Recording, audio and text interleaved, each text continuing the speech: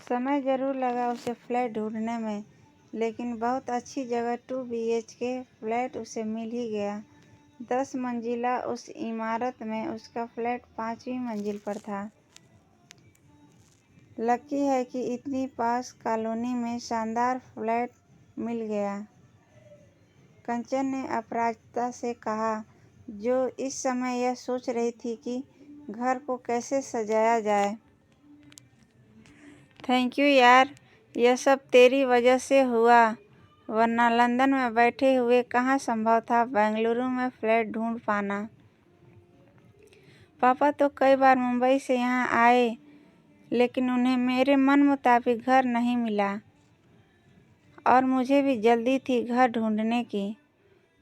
London में मन नहीं लग रहा था। यहाँ IT कंपनी में अच्छा ऑफर मिला तो देर नहीं की, तुरंत नौकरी ले ली। मैं इस बात से भी निश्चिंत थी कि तू यहीं रहती है तो बेंगलुरु में मुझे कोई दिक्कत नहीं होगी। इतनी फॉर्मेलिटी किस लिए? माना कि तेरी बहन की ननद हूँ, लेकिन हमारे बीच तो शुरू से ही दोस्ती का रिश्ता रहा है, कंचन ने सामान रखने में उसकी मदद करते हुए कहा। प्रॉपर्टी डीलर ने कहा है कि वह कोशिश करेगा कि तू यह फ्लैट खरीद पाए, तब तक आराम से किराए पर रह। कुछ दिन लगे अपराजिता को पूरी तरह से सेटल होने में। नीचे 2 फ्लैटों में रहने वाले परिवारों से उसका परिचय हो गया। एक में पाठक परिवार रहता था। पति इंजीनियर था और पत्नी टीचर। 4 महीने पहले ही शादी हुई थी। दोनों बहुत ही मिलनसार थे। उनके सामने वाले फ्लैट में नायर परिवार रहता था। पति बैंक में काम करता था और पत्नी घर में बच्चों को संगीत सिखाती थी। 2 बच्चे थे और उनके दादा दादी भी। अपराजिता को कभी डोसा इडली खाने को मिल जाती थी। लिफ्ट से आते जाते वहां रहने वाले और लोगों से भी मुलाकात और मुस्कान का आदान प्रदान हो जाता था। लेकिन उसके सामने वाले घर यानी फ्लैट नंबर 506 में कौन रहता है, यह उसे अब तक पता नहीं चला था। उसे हमेशा दरवाज़ा बंद दिखता। ऑटोमेटिक लॉक सिस्टम की वजह से ताला दरवाजे पर बाहर लटकाने का चलन तो कब का खत्म हो गया था, इसलिए पता ही नहीं चलता था कि कोई घर में है कि नहीं। अपराजिता सोचती, कम से कम सामने वाले फ्लैट में रहने वाले परिवार से तो जान पहचान होना ज़रूरी है। वह अकेली रहती है, सहायता की ज़रूरत पड़ेगी तो उन्हें सबसे पहले बुला सकती है। एक दिन अंजना पाठक ने बताया कि अकेला रहता है, फ्लैट नंबर 506 वाला। डाइवोर्सी है। मैंने भी उसे कभी नहीं देखा, न जाने कब आता है कब जाता है, क्या करता है यह भी नहीं पता। कई बार सोचती हूँ कोई इनविजिबल मैन तो इसमें नहीं रहता, मिस्टर इंडिया की तरह। और वह खिलखिलाकर हंस पड़ी थी। अपराजिता इतने दिनों में यह तो जान गई थी कि अंजना एकदम मस्त रहने वाली महिला है, जिसकी बात बात पर हंसने की आदत है। इतनी खुशमिजाज महिला से बात करके उसे भी बहुत मज़ा आता था। थी भी उसकी हमउम्र। क्या बात कर रही हो अंजना, तुम भी कमाल हो। लेकिन तुम्हारी बात सुन अब तो उसे देखने की चाहत मेरे मन में भी उठ रही है। ऐसे लोगों से जितना बच कर रहो उतना ही अच्छा है, अंजना ने अपराजिता को आंख मारते हुए कहा। अकेला उस पर से डाइवोर्सी, तुम तो दूर ही रहना। अंजना की बात सुन अपराजिता को हंसी आ गई।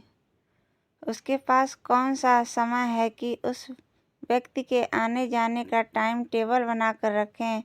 नई नौकरी में 1000 तरह की चुनौतियां होती हैं अपने को साबित करने की। हालांकि जब भी वह घर से निकलती, फ्लैट नंबर 506 के बंद दरवाजे पर उसकी नज़र पड़ ही जाती। जब वापस लौटती तो भी उस फ्लैट की ओर देखती जरूर। कहते हैं ना कि उत्सुकता इंसान को अबूझ पहेली को सुलझाने को उकसाती है। आखिर ऐसा भी क्या है जो उस आदमी ने कभी जानने की कोशिश नहीं की उसके सामने वाले फ्लैट में कौन रहने आया है। कम से कम उससे आकर मिल लेता। आखिर पड़ोसी धर्म भी तो कोई चीज़ होती है। लगता है एकदम खड़ूस है कोई, तभी शायद बीवी ने तलाक ले लिया होगा। अपराजिता को खुद पर हैरानी हो रही थी कि ऐसे ख्याल उसके मन में क्यों आ रहे हैं। उसे क्या मतलब। उस दिन तो वह अपने मन को समझा लेती, लेकिन फ्लैट नंबर 506 उसके लिए एक रहस्य बनता जा रहा था। कई बार तो वह घर के अंदर दरवाजे के पास कान लगाकर खड़ी हो जाती कि कोई आहट हो तो दरवाज़ा खोलकर देखे। उसे वहाँ रहते हुए 2 महीने हो गए थे। ऑफिस में उस दिन पार्टी थी। कोई 1 बजे वह घर लौटी। लिफ्ट से जब वह ऊपर आई तो उसे एहसास हुआ कि कोई सीढ़ियाँ चढ़ रहा है, बहुत दबे कदमों के साथ। अपराजिता अपने फ्लैट का दरवाज़ा खोलने लगी तो उसे क्लिक की आवाज़ आई। वह पलटी। फ्लैट नंबर 506 का दरवाज़ा खुल रहा था। जो व्यक्ति लिफ्ट की बजाय सीढ़ियाँ चढ़कर आया था वही था। न चाहते हुए भी उसके मुंह से निकल गया, हेलो, पहली बार आपको देख रही हूँ। हालांकि मन ही मन अपराजिता ने खुद को कोसा कि क्या ज़रूरत थी ऐसा करने की, पर अपनी उत्सुकता को शांत करने के लिए उसे ऐसा करना ज़रूरी लगा। वह पलटा। कितना स्मार्ट और हीरो जैसा है। नेवी ब्लू कलर का सूट पहना हुआ था। उसने चेहरे पर अवसाद था, निराशा थी या थकान होगी शायद। जो भी हो, उससे कोई 2-4 साल बड़ा होगा या बहुत से बहुत 35 साल का होगा। न लूला है, न लंगड़ा है, न बदसूरत, फिर क्यों छुपा रहता है। अपराजिता के अंदर सवालों का सैलाब उमड़ रहा था। वह चाहे जो सोचे, आज तो कुरेदेगी। यह अनजान व्यक्ति उसे चैन से नहीं रहने दे रहा। पड़ोसी है, सवाल तो कर ही सकती है अपराजिता। हेलो, उसने धीमे स्वर में कहा। गजब सेक्सी वॉइस है। अपराजिता तो जैसे उस पर मर मिटने को तैयार हो गई थी। वह उसे देख रहा था, बस देख रहा था। उसके चेहरे से हैरानी साफ झलक रही थी, जैसे वह कोई भूत हो।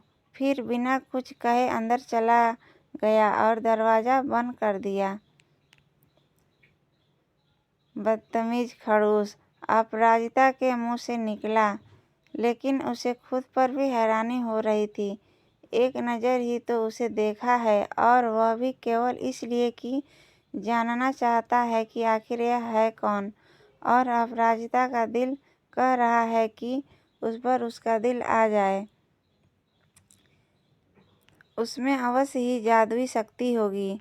इनविजिबल मैन में ऐसी सुपर पावर होती है। फिर उसने फिल्मी अंदाज में सोचा, उससे कोई पुराना रिश्ता तो नहीं है अपराजिता का। हैरानी तो अपराजिता को तब हुई जब उसके बाद अक्सर वह आते जाते दिखने लगा। कहता कुछ नहीं, बस उसे देखता और फ्लैट में चला जाता। मैं क्या कोई एग्जीबिशन में लगी पेंटिंग हूँ जो मुझे ऐसे देखता है।